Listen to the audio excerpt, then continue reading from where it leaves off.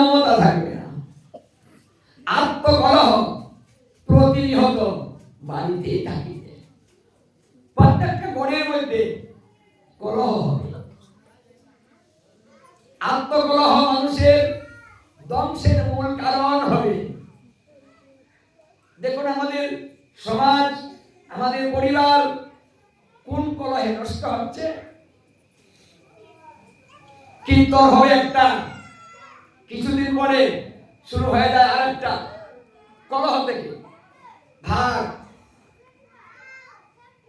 পরিবার এক জায়গায় দু চারজন কলহ সৃষ্টি করে চারটা। এই আত্মকলহ ধ্বংসের মূল কারণ হবে। যে আত্মকলহে যদু বংশ ধ্বংস হয়েছে, ওটা আত্মকলহ হচ্ছে। মুনি ঋষিরা এই উগ্রশ্রবা সুতমণির কথাগুলা শুনে মানে ভয় আর বেড়ে যাচ্ছে। আপনি যা বলছেন এত জীবের কোনো গতি নেই, সব খারাপ, ভালো কিছু নেই। ভালো আছে মানে ভালোটা তিনি শেষে বলেছিলেন, আগে সকল দোষগুলা বললেন।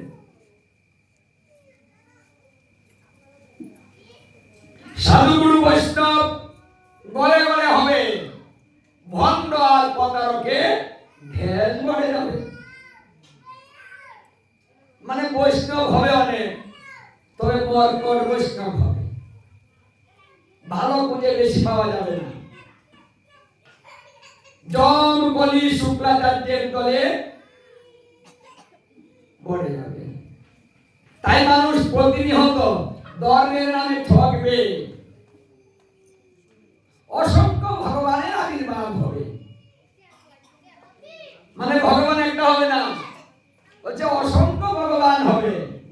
তার মধ্যে সঠিক ভগবান খুঁজে বের করা কঠিন হয়ে যাবে।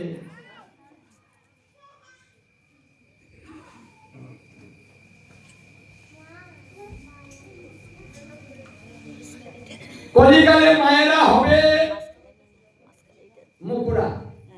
এই বাবা মায়েরা, মানে মায়েদের কথা বলেছে মুকুরা, মায়েরা হবে মুকুরা।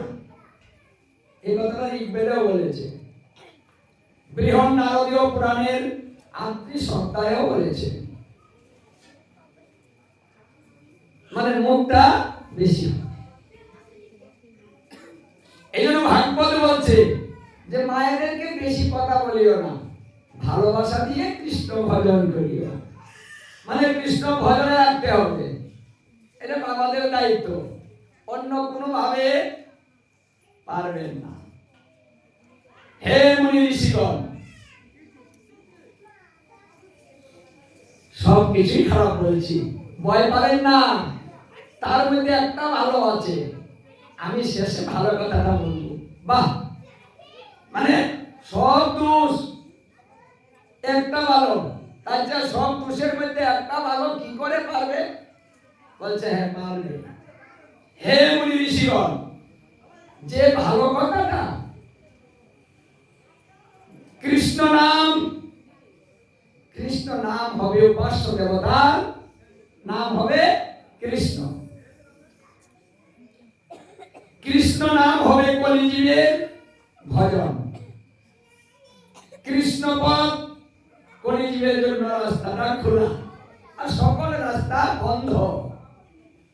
তাই কৃষ্ণ ভজনে, কৃষ্ণ নামে যে থাকবে, এই সমস্ত বিপদ থেকে সে মুক্তি লাভ করবে। তাকে কলিয়ে কিচ্ছু করতে পারবে।